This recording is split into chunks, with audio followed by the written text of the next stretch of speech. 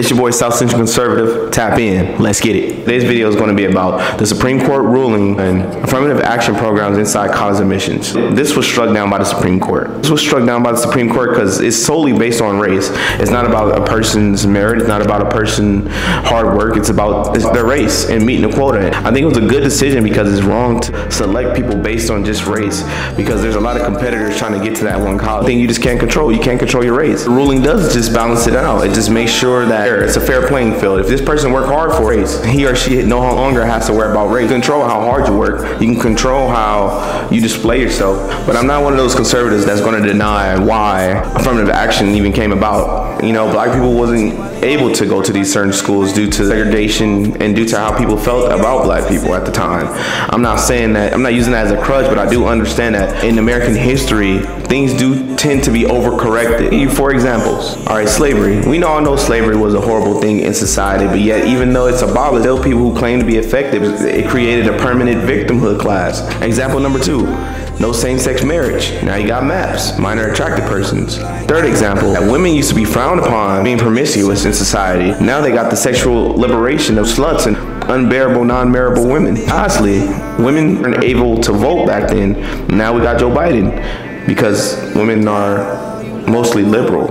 And yeah, you get the gist. This ruling makes sense because you don't want the reason that you made it into this prestigious college just because you're race. It takes away the hard work. It takes away everything that you work for. Even if you are black, why would you feel comfortable with just being accepted just because you're race, right?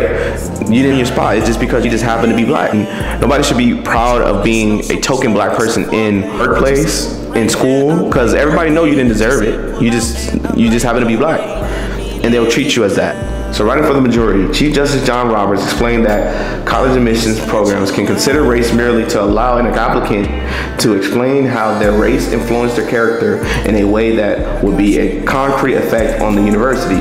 But a student must be treated based on his or her experiences as an individual, not on the basis of race. So that makes perfect sense. You don't want to just accept a person just because of race. You want to accept a person because of merit, what they've been through, their experience. How could you help this college? How did race affect your experience in life? And how did it make you become the person you are today? Not just, hey, I'm black. Oh, this is a great ruling. I appreciate the ruling. I think that it will make people work harder instead of laying back and depending on a handout. My message to people that are affected by this is to work harder. This shouldn't affect you as much. This shouldn't hurt you. This shouldn't even bother you. Hard work should come easy for you, right? South Central, stay tapped in. We out of here. We be really politicking while we whipping in the kitchen. God be my witness. At the age of 15, I was fighting my fitness.